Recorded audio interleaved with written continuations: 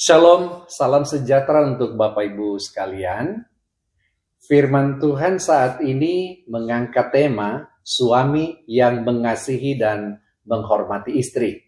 Bacaan Alkitab Hosea pasal 1 ayat 2 sampai 9 dan 1 Petrus 3 ayat 7 sebagai nas introitus. Kiranya Bapak Ibu dapat membacanya sendiri.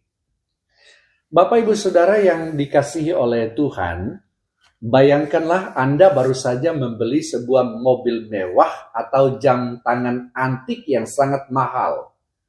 Tentu Anda tidak akan membiarkannya kehujanan. Anda akan mengelapnya dengan kain lembut dan memastikan tidak ada goresan sedikit pun. Mengapa? Karena benda itu sangat berharga. Namun, ironinya, dalam kehidupan pernikahan, seringkali kita memperlakukan barang milik kita jauh lebih baik daripada pasangan kita sendiri. Banyak suami yang bisa bersikap sangat sopan dan manis di luar rumah, namun menjadi sosok yang dingin, kasar, atau tidak peduli saat berada di balik pintu rumah. Hari ini kita akan belajar tentang panggilan Tuhan bagi para suami melalui dua teks yang tampaknya kontras namun saling melengkapi. Kisah Nabi Hosea yang dramatis dan nasihat praktis Rasul Petrus. Kita akan melihat bahwa mengasihi dan menghormati istri bukanlah sekadar pilihan emosional, melainkan sebuah perintah ilahi yang menentukan kualitas hubungan kita dengan Tuhan. Untuk mendalami tema ini, maka ada beberapa hal penting yang harus kita dalami bersama. Pertama, mengasihi tanpa syarat. Hosea pasal 1 ayat 2 sampai 9. Teks ini mungkin adalah salah satu perintah Tuhan yang paling sulit masuk akal dalam Alkitab. Tuhan memerintahkan Hosea untuk menikahi seorang perempuan sundal bernama Gomer.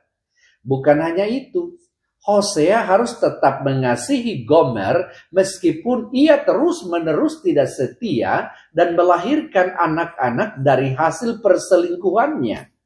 Apa pesan bagi suami di sini? Hosea adalah gambaran dari kasih Allah kepada umatnya, yaitu umat Israel, yang seringkali tidak setia. Dalam konteks suami istri, Hosea mengajarkan tentang kasih agape. Kasih ini tidak didasarkan pada seberapa baik perilaku istri, seberapa cantik parasnya, atau seberapa patuh ia kepada suami. Ada seorang suami yang tetap merawat istrinya dengan penuh kasih, meskipun sang istri menderita Alzheimer dan tidak lagi mengenali siapa suaminya. Ketika ditanya mengapa ia tetap setia, sang suami menjawab, "Dia memang tidak tahu siapa saya, tapi saya tahu siapa dia.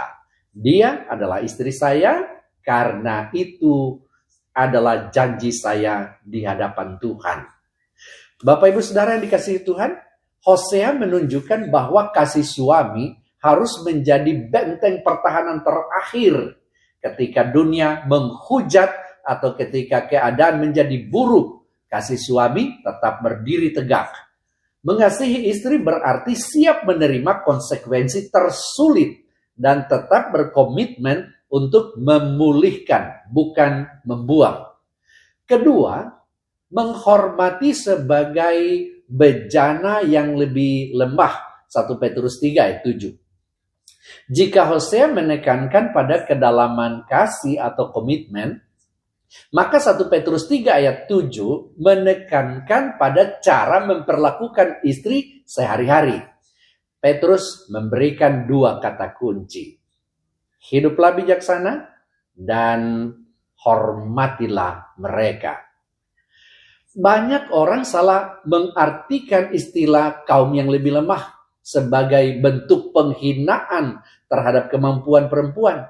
Padahal dalam bahasa aslinya, istilah ini merujuk pada barang pecah belah yang sangat mahal dan indah, seperti porselen halus. Anda tidak akan memperlakukan vas bunga kristal dengan sama seperti Anda memperlakukan ember plastik.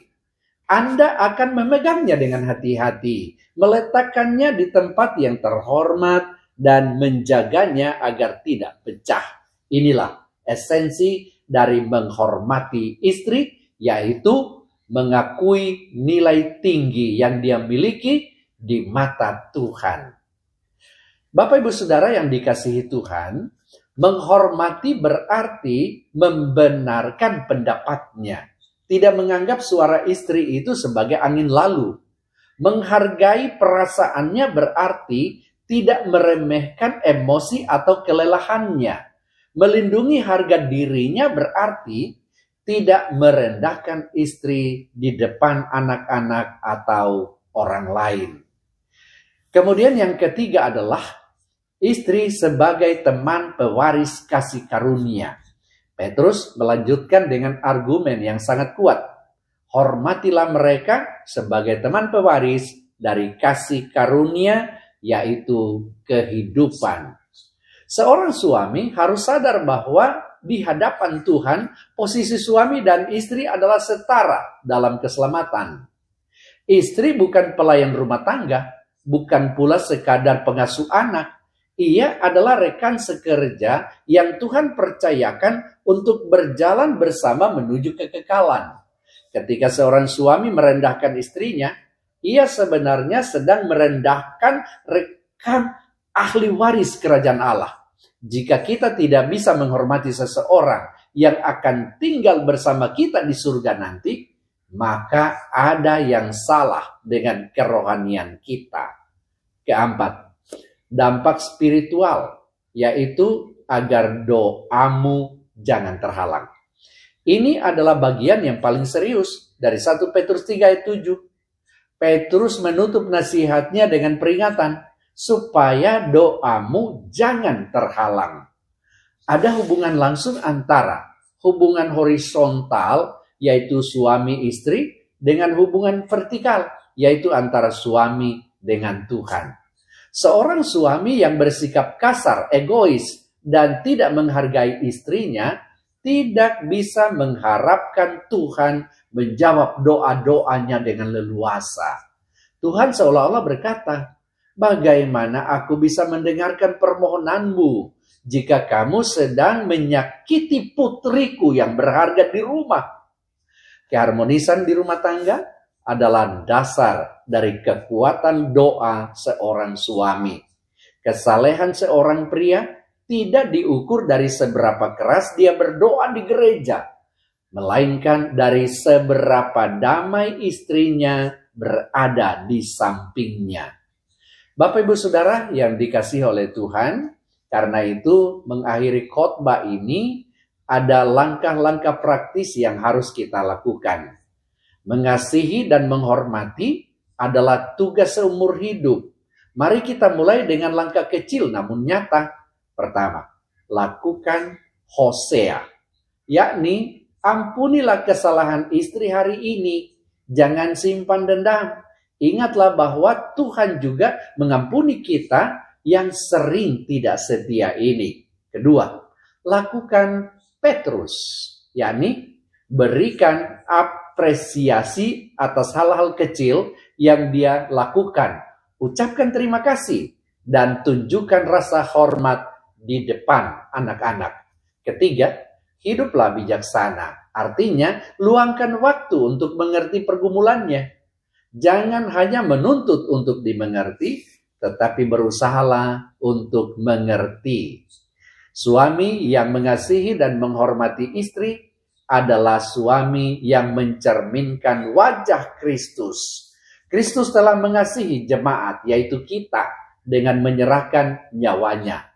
Sebagai suami, mari kita serahkan ego kita, gengsi kita, dan kemarahan kita untuk membangun mezbah cinta yang kudus di dalam rumah tangga kita.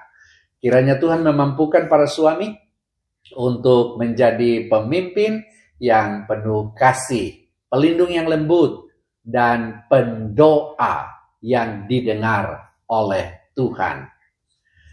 Tuhan memberkati saudara sekalian. Amin.